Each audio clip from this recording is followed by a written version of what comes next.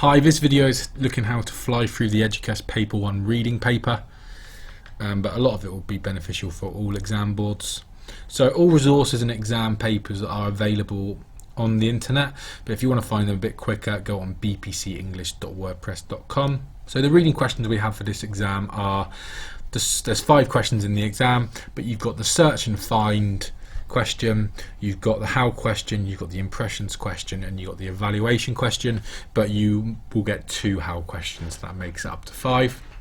So we're going to go through one by one. So with the extracts, I won't read them through. If you want to read them through, pause, because I want to make this a fairly quick video. So here's the 5 questions for the exams. Okay, so let's look at question 1. So the tricks of question 1 are, it's worth 5 marks. You should spend 5 minutes on it. You have to find information in a small extract. It will normally be a list or bullet point kind of question. You should write your answer in a whole sentence, and you should start with the man or he, and I will explain that. So this question is, list 5 reasons why Pat feels nervous in these lines. So that's why, instead of saying in this one the man or he, each sentence I would start with either Pat or she. So all you've got to do is find 5 reasons why Pat might feel nervous. So there'll be explicit and implicit things, meaning there'll be obvious things and maybe things you've got to read between the lines. So pause the thing now and see if you can pick out 5, and we'll go over the 5.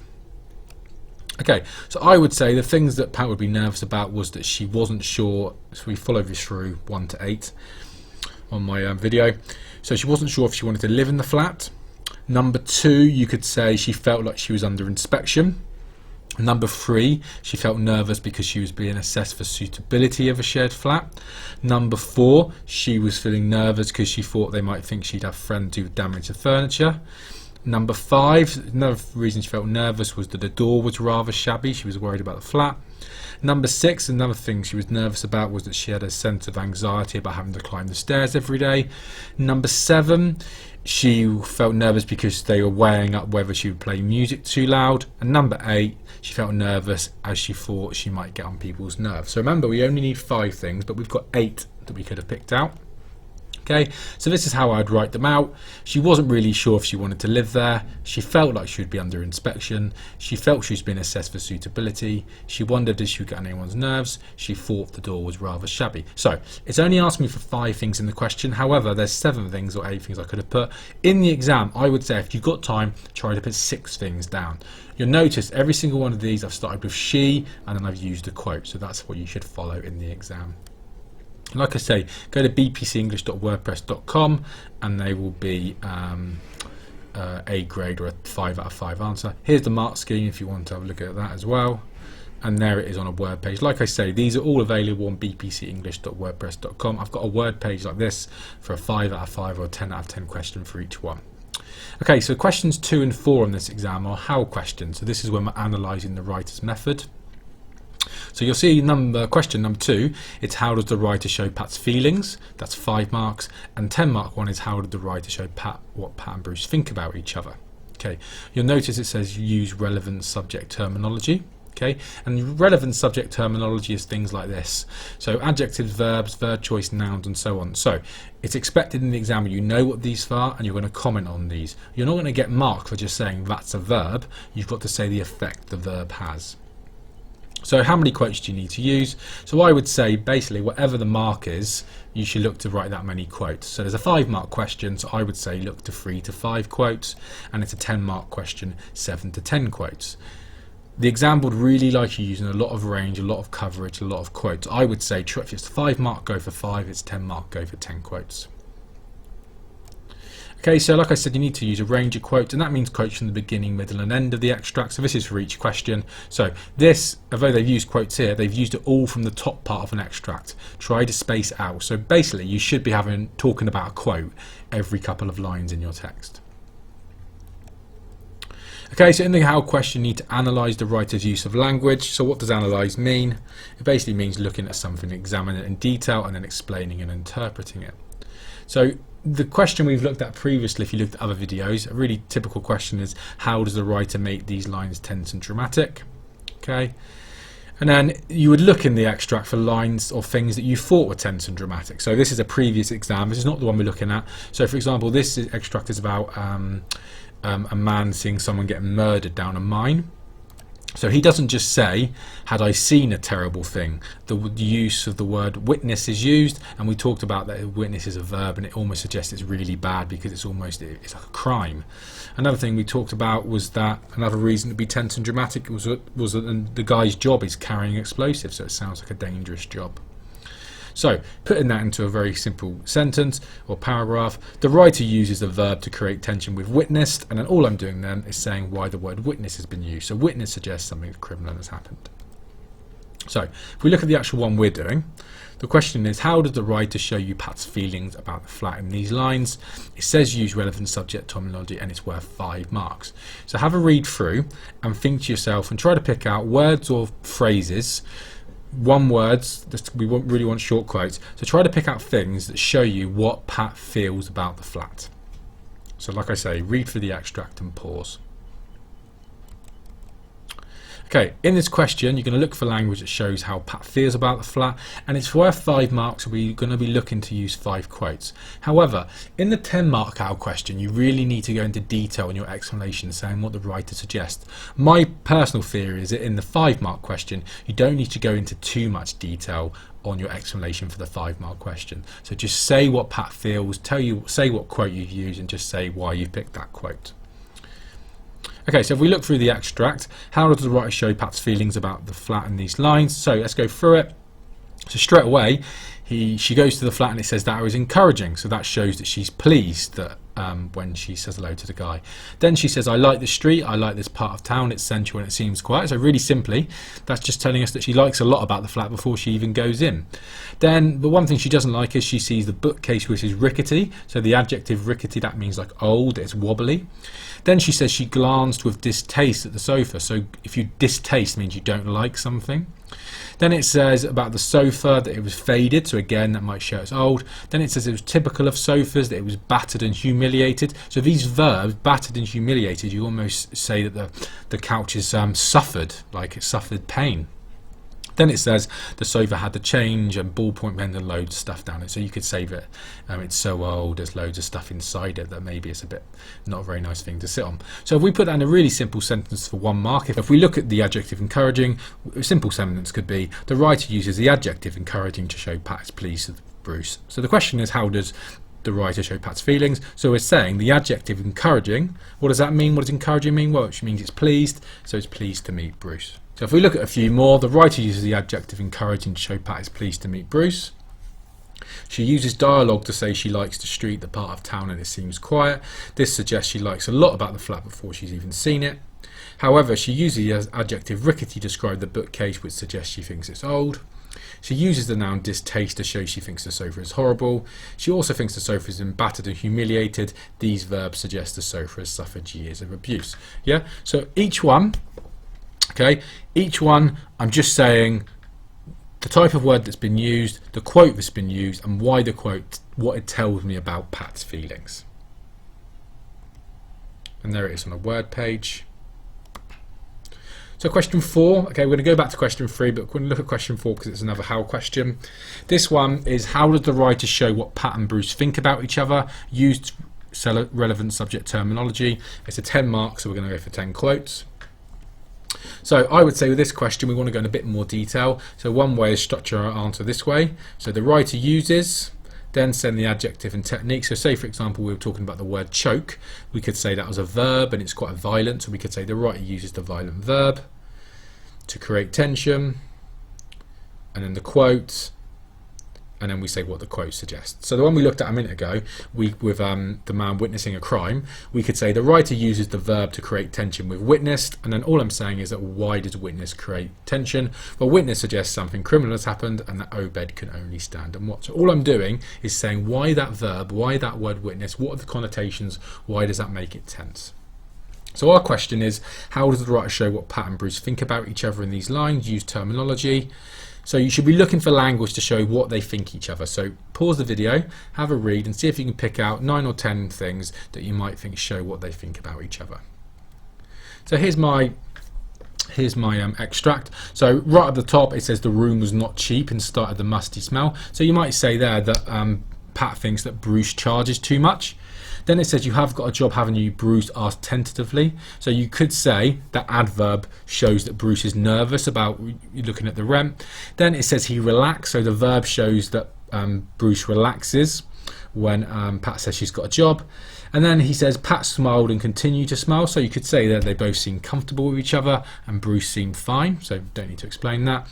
Then he said that the Bruce reminds her of like a cousin, someone in their family, that these sort of men weren't very threatening. So you could say there that she feels safe. Those men are not moody. And then it says no matter how good looking he was. So this shows that Pat probably is attracted to Bruce.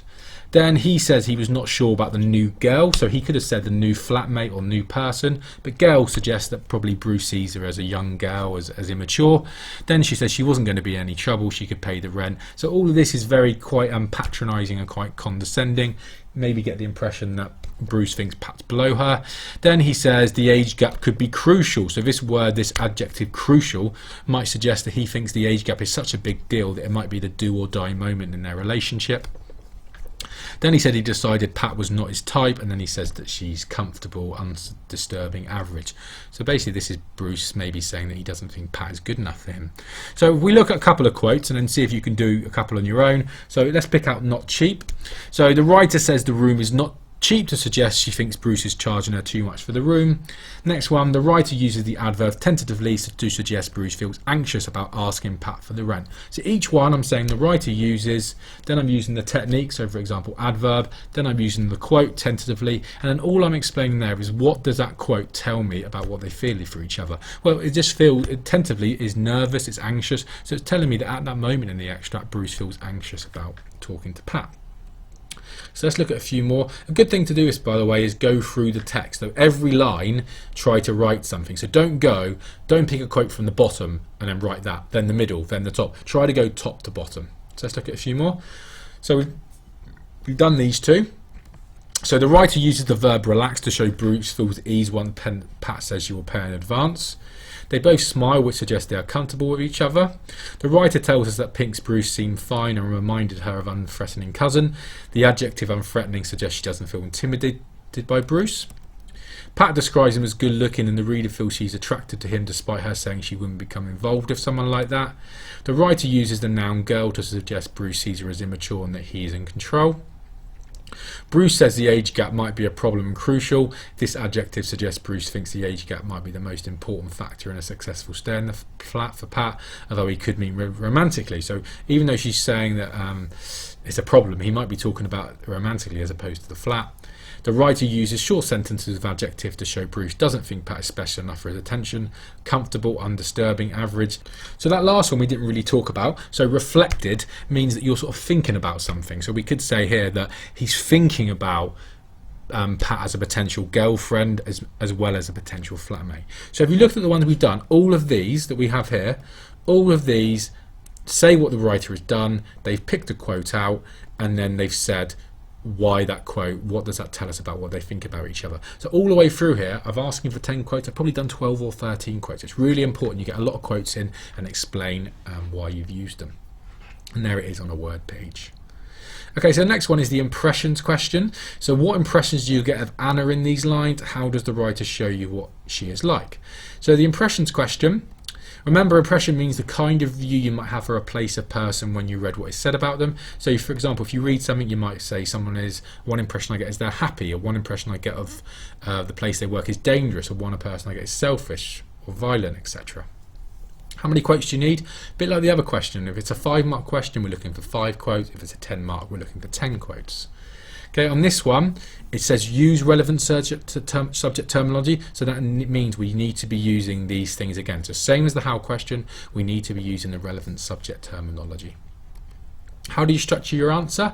So I would say impression, technique and quote, connotations, and we'll explain that. So for example, we looked at an exam the other day about mines, and we said one impression we get of working in the mines, it was dangerous. And then the quote we picked out is that they said the rocks could fall and crush you. And then we zoomed in on the word crush and we said, well, what does crush suggest? Why does that show that it's dangerous down the mines? Well, the violent verb crush suggests the mines are powerful and it would destroy the men if they were careless. So crush, we talked about the connotations being powerful, destroy, death. So we put that into our explanation. So there's the extract. The question is, what impressions do you get of Anna? How does the writer show? So read the extract and go through it and see if you can pick out 3 or 4 impressions, 3 or 4 types of character, types of Anna's personality. I'll give you a clue. Most of it is negative. So see if you can. So for example, see if you can spot her being selfish. See if you can spot her being maybe a bit of a liar and those things, and see what you can come out with. Okay, so I would say straight away she is described as messy and lazy, because Bruce literally calls her messy and lazy. Then it says he had asked her to clean the room before she left, and she had assured him twice. So maybe here we're seeing a bit of a lying side, where she said she was going to do it, but she didn't do it. Then it says that the middle of the carpet was neglected. So neglected makes it sound like it's been left mistreated for a long time. Then we say there's lipstick stains and there's large balls of dust. So maybe she's a bit of a messy person. This is a bit dirty, large ball. It's not just dust, they're large balls of dust. Then it says the smell. The smell is not described as a smell, it's described as an odour. So normally odour is associated with a bad smell. And we're also told that her presence lingered. So lingered means something that stays there. So we're almost getting the fact that even though she's gone a couple of weeks ago, she was such a bad influence on the flat that her presence lingered. So again, he uses a simile down the bottom. He compares her to a child. So again, we see that he probably thinks she's very immature. And then the bit at the bottom, he says that it's a real opportunity. So basically, if you need to read the extract. But basically, Bruce persuades Anna to leave because he says there's a really good opportunity. So basically fools her into leaving. So we could say then that she's naive. So again, what impressions do we get of Anna? How does the writer show this? So really simply, I'll do a few together and I'll show you them all together. One impression I get of Anna is that she is untrustworthy. So my impression is she's untrustworthy. My quote to back it up is, she was asked to clean her room at least twice and assured Bruce it will be done. So then I've used 2 quotes there, because remember I want to use as many quotes as possible. And I'm just saying why that makes her untrustworthy. Well, this verb, so the verb assured, suggests she had made it clear to Bruce she would clean the room, but then she didn't bother doing it. So another one impression I get of Anna is that she's messy. So then now I'm going to talk about all the quotes that tell me that she's messy. So Bruce calls her messy and lazy. So that's an easy one because he calls her it. And the verb collapse is used to describe the magazine. So now I'm going to zoom in on the word collapse and tell me why that shows that she's lazy. Well, the verb, so remember I'm using again the terminology. The verb collapse suggests there are a great number of magazines that are all over the floor. So collapse suggests, it doesn't just suggest there's one, it almost suggests that there's a tower of magazines that are all over the place. Okay, so I've got that one, but then I've got a few more that I'm going to talk about with messy, so I'm going to bring them in now. Again, I don't have to do the impression again, so I don't have to the reason I think her messy is, you've already written she's messy at the top of the page, so you don't need to write this again. So, we're also told that her room is a musty odour, so now I'm going to zoom in on the quote. The adjective musty suggests a stale, mouldy smell, and odour makes it seem a negative aroma. So the writer could have put a smell, but all you're doing really is explaining the word choice. Why have they chosen to use the adjective musty? Why have they chosen to use the word odour? It's done for a reason, it's done deliberately, that's the point of this question.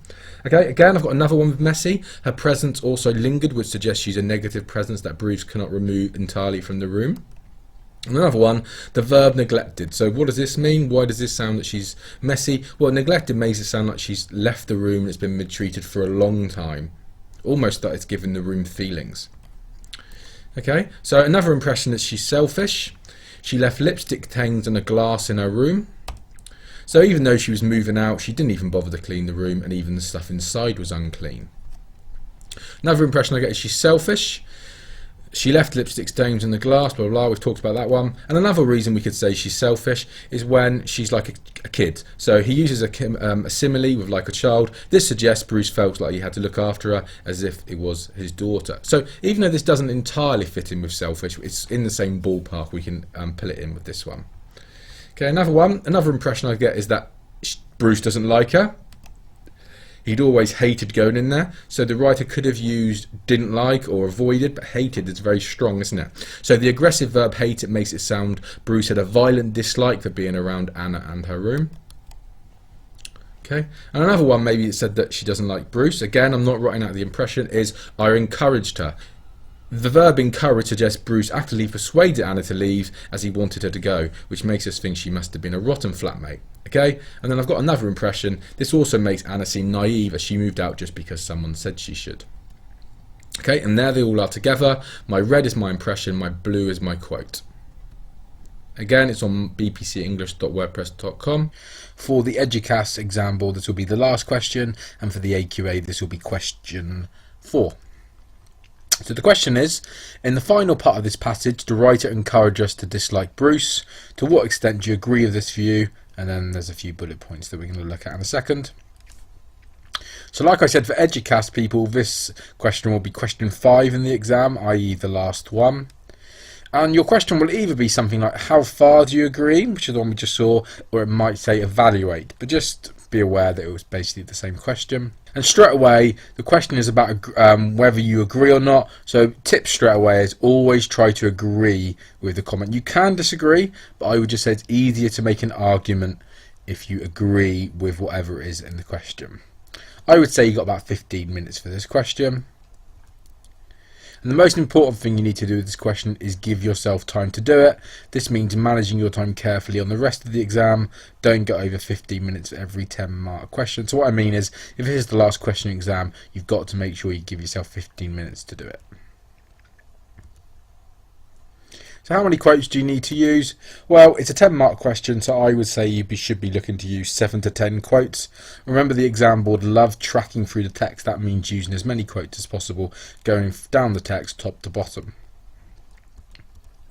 So you need to use a range of quotes like I just said, but just make sure it's from the beginning, middle, or the end of the extract. So we just don't want your quotes taking place from the start. We want it to be throughout, so all the way through, consistently through the extract. So what's the good news about this question? Well, the beauty of this question is that you can write about anything, even if you've already said it for other questions, so that's good news. You must make sure it's relevant. So if you've answered say if in question 2, if you've mentioned something, if it fits with this question, you can use it for this question too.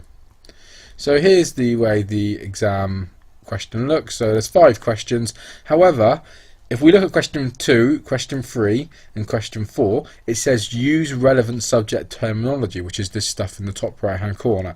However, for question 5, it doesn't say we need to do this. So although we are going to refer to the text to support our answer, we don't need to use the relevant subject terminology. We don't need to say adverbs, hyperbole, onomatopoeia, whatever. So that's good news. So we don't have to use that. In this question, you don't need to talk about the techniques, so like I've just said. So what is evaluation? Well, evaluation is a judgment of something or someone. You're being asked to engage with the text and think carefully about what is happening and how that might make you feel. So you will get a quote, so you'll get a random quote, so they might say this is from a student. So for example, the student has said, in the final part of this passage, the writer encourages us to dislike Bruce. Okay, so you've got to say whether you agree or not with that. I would say you should be agreeing with it. So let's look at the question again. So it says, to what extent do you agree with this view that you don't like him? So to what extent basically means how much do you agree that you dislike Bruce? Remember the lines of the question, okay, 68 to 81. However, it says you should read 68 to 81 and write your answer on that. However, it also does say a passage as a whole as well. So it says your thoughts and feelings about Bruce as he is presented here in 68 to 81, but also as a passage as a whole. So I would start at the beginning of the text and work methodically, picking out and giving your view of the main points that say something about the character, or in this place, why we don't like Bruce. You should be commenting on every through line to the text. Make sure you get to the very end of the text. So again, that's that thing of tracking, doing as many quotes as we can. So we look at the question again. So this question wants you to explore how the writer has made you feel a personal response, e.g. we dislike Bruce. Okay, how was the whole point of this question is, how has the writer made you feel that you dislike Bruce? So I would say a really good tip that I can give you is rephrase the question.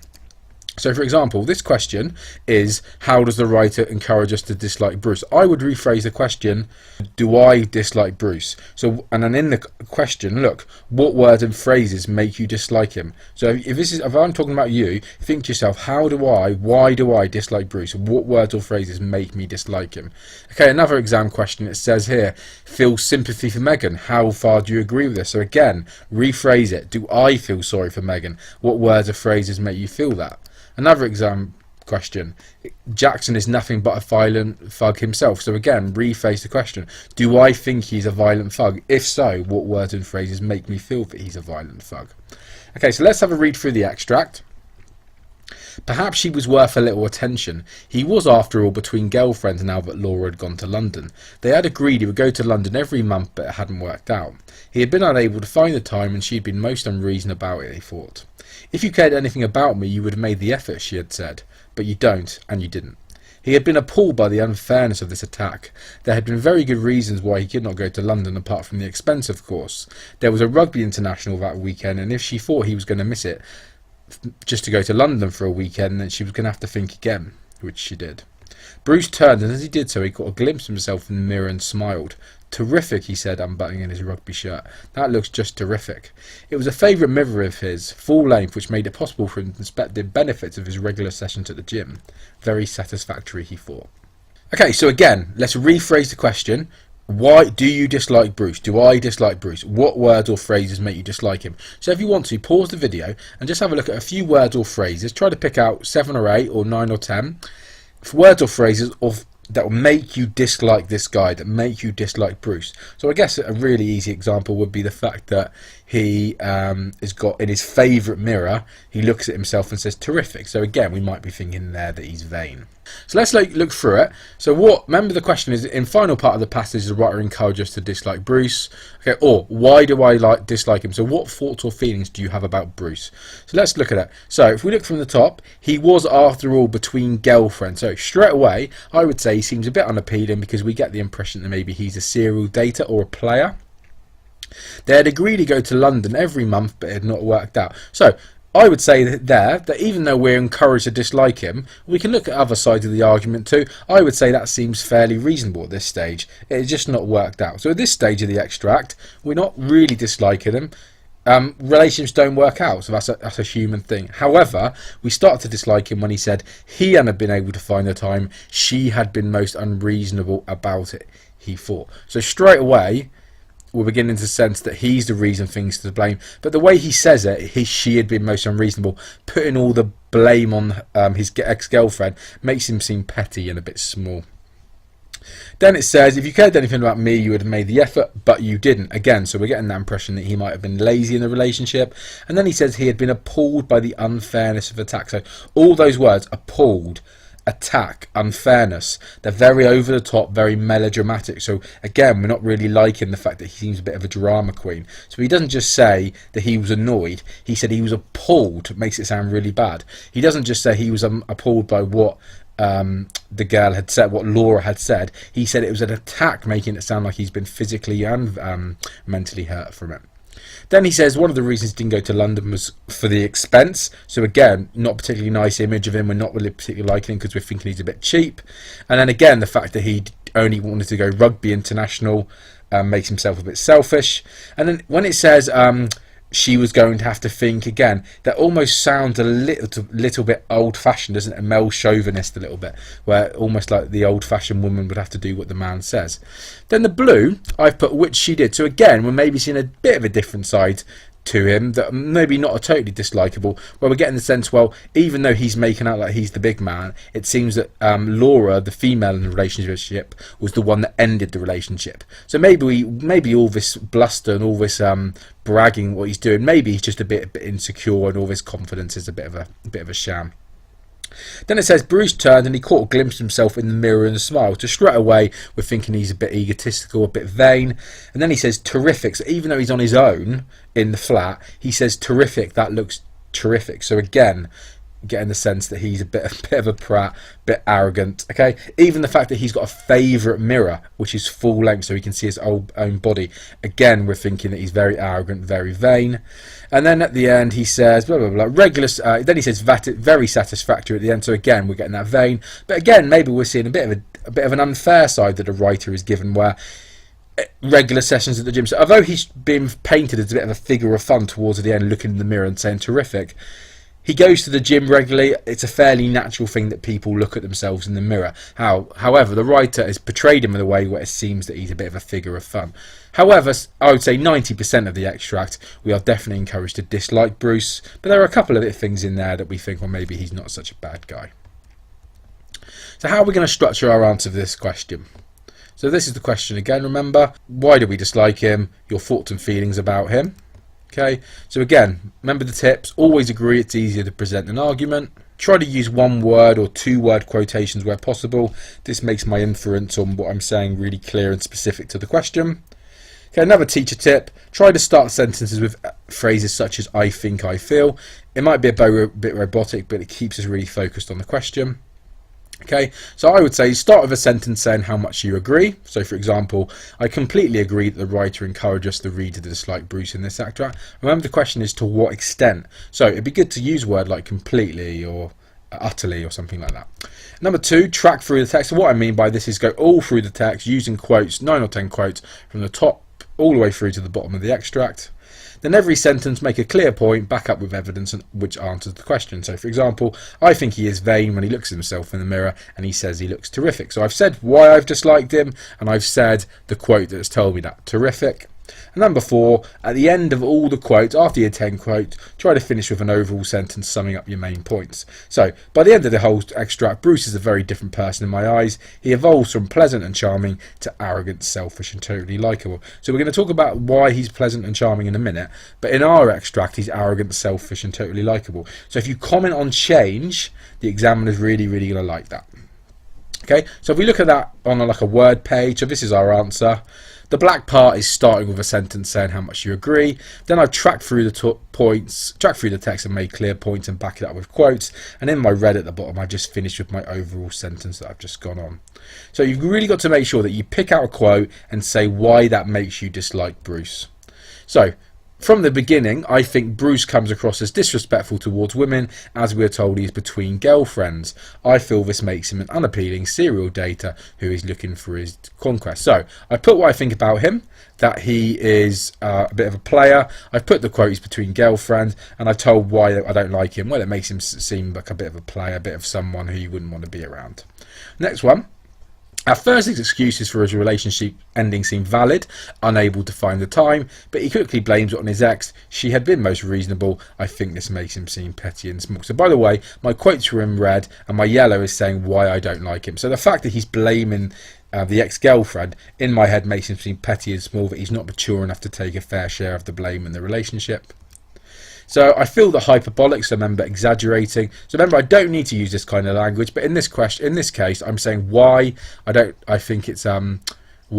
dislike him. So I feel the hyperbolic language used by the writer, appalled, unfairness and attack, portray him as a melodramatic and makes me think his ex is better off without him. So yeah, so those words make him seem dislikable and that he's a bit of a drama queen. I think the expense being on one of the reasons he didn't go to London makes him seem cheap and ungenerous, while not missing the rugby international makes me think he is selfish. So again, my red is my quote, my yellow is why I don't like him. So the fact that he's not going to London, he's not spending about £20 or £30 on a ticket, shows that he's not really bothered the relationship and he seems a bit cheap and not particularly generous. The veiled threat of she was going to have to think again makes me think he is old-fashioned. So the whole thing is that he almost thinks that the woman in the relationship should do what the man says. So this makes me feel he's old-fashioned and chauvinistic. And however, we're going to look at maybe a different side of it. By however, which she did, as in she left him, it makes me warm to the character, as it seems is extra responsible for ending the relationship, and all this may be insecurity and bluster from Bruce. So I'm basically saying there that the reader may give him a bit of sympathy, because we know actually in fact he was the person who was dumped in the relationship, and maybe all this stuff is a load of nonsense just because trying to cover the fact he was dumped. I think he is arrogant when he looked at himself in the full-length favourite mirror and smiled. So I could probably go into detail a little bit more there about the fact that the mirror was full-length and it's his favourite mirror, which maybe suggests that he's probably got 7 or 8 mirrors because he's got a favourite one. So I'll read that again. I think he is arrogant when he looked at himself in the full-length favourite mirror and smiled, while he comes across as hugely vain when he unbuttons his rugby shirt and state aloud he looks terrific even though he is on his own. So I guess it is vain, isn't it? Because he was looking at himself in the mirror, but that wasn't enough for him. He wanted to unbutton his shirt so he could really have a good look at himself. And then I talked about maybe the fact I talked about in a minute ago, where he's a regular gym goer, he's looking at himself in the mirror. That's a fairly natural thing. So maybe I'm going to talk about that. That's a little bit unfair by the writer.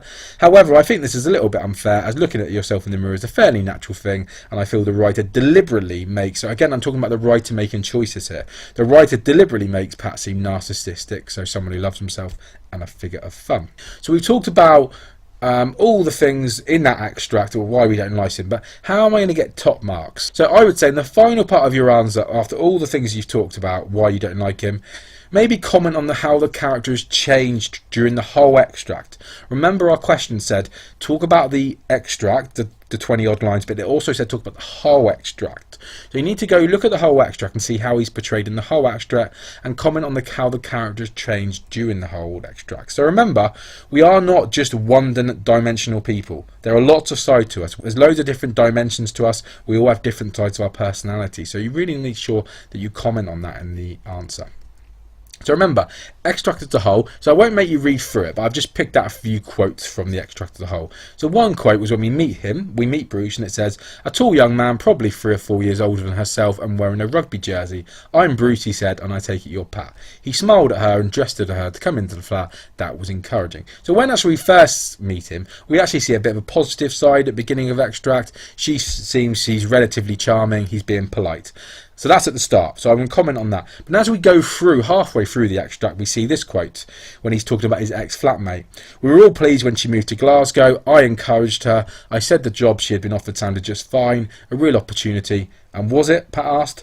Bruce shrugged. "She fancies herself getting into television journalism. She had been offered a job making tea for some producer. Great job, great tea possibilities." So then we see the unlikable side starting. So the fact he encourages this girl to go for a job, and he sort of makes out that he cares about how the job is, when in fact he's lying just to get out of the flat, paints him as a liar.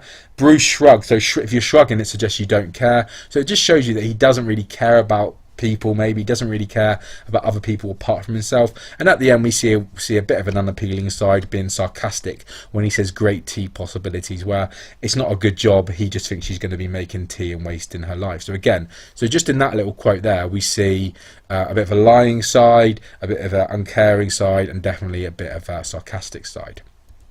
Okay, so now we're going to bring that into our final part of our answer. When we first meet, I thought he was polite and welcoming. He smiled at her. And then, however, as it gets more negative as the extract develops, halfway through I think he's manipulative by persuading Anna to move out, a real opportunity, and cruel when he's revealed he had no knowledge of the job and just wanted her to go. Bruce shrugged. So all I've done is done the same as I've done before by saying why I dislike him, but I've just mentioned a few other things in the whole of the extract, just 2 or 3 quotes that really have stood out to me. Okay, so remember, shrug is like someone who doesn't really care. So in the final part of your answer, like I said earlier on, comment on how the characters changed during the whole extract. So, by the end of the whole extract, Bruce is a very different person in my eyes. He evolves from pleasant and charming to arrogant, selfish and totally unlikable. So, the pleasant is the first extract that I just mentioned a minute ago, but then I say his journey, so his journey in how I dislike him has gone from someone I like to someone I don't like. So if you comment on the journey, how the character's evolved through the whole extract, you're really going to get top grades on this answer. So there it is as a whole answer. If you want to download it, it's on bpcenglish.wordpress.com. Okay, so remember, this would be a grade 9 answer. So in the red here on the left are my quotes, but like I say, you could pause the video, but if you want to download it, it's on bpcenglish.wordpress.com. Any questions, leave me a comment section in the comment box, but hopefully that's given you a bit of a clue on how to answer the evaluation question. So quickly, last 3 tips then for this question. Rephrase the question. So for example, if it says to what extent do you dislike Bruce, change it to why do I dislike Bruce. Cover the whole text, 7 to 10 quotes. In that 20-line extract, try to go start, middle, bottom, cover all the way through the text. Start a sentence with I think, I feel. Agree with the question. Say what and why words and phrases make you feel that way.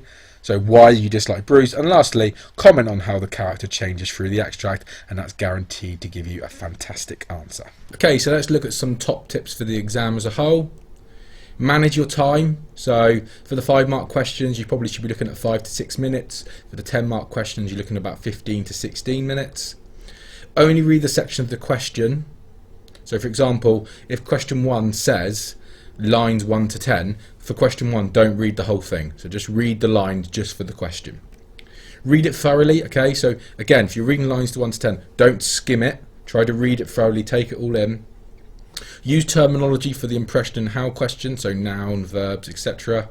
Say why the writer has chosen specific words and the effect on reader. So if we're talking about the verb choke, why has the writer used the verb choke and not coughed, for example?